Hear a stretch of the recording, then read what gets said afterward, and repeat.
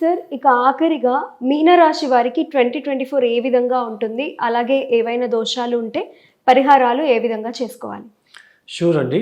ఇక్కడ మీనరాశి వాళ్ళకి ఈ ఒక 2023 అంతా మొత్తము మనకి 2024 మే 1వ తేదీ వరకు కూడా సంపూర్ణమైన గురుబలం అనేది కనిపిస్తుంది. గురుబలం ఉంటుంది అంటే ఫంక్షన్స్, కుటుంబంలో వేడుకలు, మంచి ధన అభివృద్ధి, సో మంచిగా ఉండడము, సో ఆరోగ్యము, సో ఇవన్నీ కూడా గురువు ఇస్తున్నాడు. యాక్చువల్లీ మే 1వ తేదీ నుంచి గురుబలం వెళ్తూ ఉంది. అంటే గురుబలం ఉండదు, ఇక మీనరాశి వాళ్ళకి తృతీయానికి వెళ్ళిపోతాడు.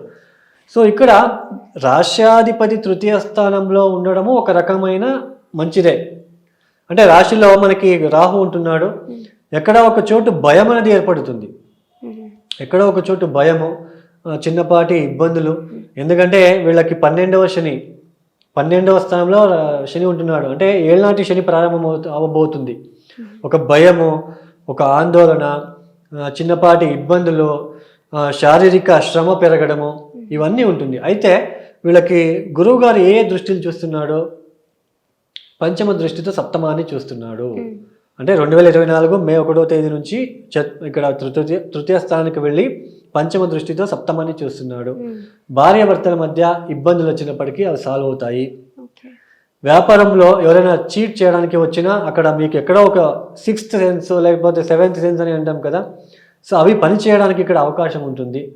అంటే గురువుగారు మనకి దృష్టి ఉంది కాబట్టి. తర్వాత గురువుగారు అంటే సప్తమ దృష్టితో నవమ స్థానాన్ని, మీనరాశికి నవమ స్థానం ఏది? వృశ్చికం.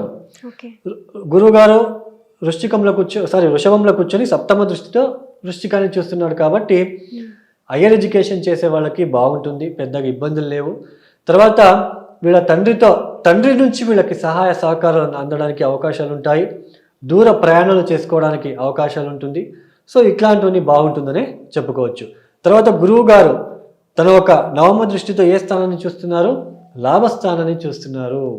సో వీళ్ళు అంటే ఎంత కష్టం సందర్భంలో కూడాను మనకి లాభస్థానంలో చూస్తున్నాడు కాబట్టి గురువు గారు బాగా డబ్బు మీద గ్రిప్ పెంచుకుంటారు.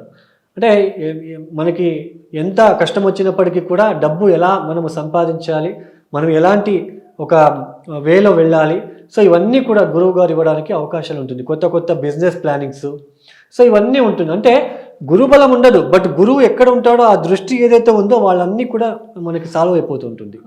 సో గురువు గారు ఇలా ఉంటుంది కాబట్టి మనకి ఇక్కడ పెద్దగా ఇబ్బంది లేదు. అయితే రాశ్యాధిపతి తృతీయ స్థానంలో ఉండడము, రాశిలో మనకి రాహు చంద్రుడు కలవడము, కొద్దిగా ఇబ్బందులు, ఎటువంటి ఇబ్బందులు, మానసిక భయము, ఒక ఆందోళన, ఇవన్నీ ఉంటాయి. ఎందుకంటే తర్వాత మనకు వ్యయస్థానంలో కూడా శని ఉంటున్నాడు. సో దీని వలన వీళ్ళకి కొద్దిగా భయం ఉన్నప్పటికీ గురువు గారు దాన్ని వాటినంతా సాల్వ్ చేసుకోవడానికి ఈ నవమ స్థానంని చూస్తున్నాడు. సో తండ్రి ధైర్యం ఇవ్వడానికి అవకాశం ఉంటుంది. సో ఇలా కాదు, నువ్వేం దిగులు పడకు, నేనున్నాను. తర్వాత లాభస్థానాన్ని చూస్తున్నాడు. స్నేహితులు వచ్చి నేనున్నాము, ఎందుకు నువ్వు టెన్షన్ తీసుకుంటున్నావు, సో ఇలా చెప్పడము. తర్వాత సప్తమాన్ని చూస్తాడు. ఈ మీనరాశిలో పుట్టిన భార్య లేదా భర్త వచ్చి వీళ్ళకి నేను ఉన్నాను అని చెప్పడము. సో ఇలా ఒక పాజిటివ్ క్రియేట్ అవుతూ ఉంటుంది. అంటే నెగిటివ్ ఉన్నప్పటికీ కూడా దాంట్లోనూ కూడా పాజిటివ్ మనము ఈ ఒక గురు దృష్టి వలన చెప్పవచ్చు. అంటే మీనరాశి వాళ్ళకి ఎంత మనకి నెగిటివ్ ఉన్నప్పటికీ కూడా కొద్దిగా ఈ దృష్టి అనేది మనకి బాగా హెల్ప్ చేస్తుందనే చెప్పుకోవచ్చు. మీనరాశి వాళ్ళు తప్పనిసరిగా ప్రతిరోజు కూడా దత్తాత్రేయ గుడికి వెళ్ళి 108 ప్రదక్షిణలు, ఆంజనేయ స్వామి గుడికి వెళ్ళి కొద్దిగా బెల్లం ముక్క పెట్టి రావడము, హనుమాన్ చాలీసా చదువుకోవడము, అంబాభవానికి ఎక్కువ ప్రార్థించుకోవడము, రాహుకి సంబంధించిన నల్ల మినుములతో చేసిన వడలని ఆంజనేయ స్వామికి 108 మాలలు హారాన్ని వేసుకోవడము. సో ఇటువంటివన్నీ చేసుకున్నట్లయితే ఇబ్బంది లేదు. కేతువుకి పరిహారాలు వద్దు, ఎందుకంటే గురు దృష్టి ఉంది కాబట్టి ఇబ్బంది లేదు. శనికి ఇబ్బందులు రాకుండా ఉండడానికి ప్రతిరోజు ఓం నమ శివాయ, ప్రతిరోజు హనుమాన్ చాలీసా, తర్వాత రాత్రిపూట పడుకునే ముందు హనుమాన్ చాలీసా చెప్పుకొని పడుకోవడము, సాయంత్రం పూట ఎస్పెషల్లీ ప్రదోష కాలంలో ఓం నమ శివాయ, ఓం నమ శివాయ, ఓం నమ శివాయ, ఓం నమ శివాయ ఎన్ని వేల సార్లు చదువుకుంటే అంత మంచిది. ఎందుకంటే మళ్ళా వచ్చి ఇబ్బంది పెడతాడు.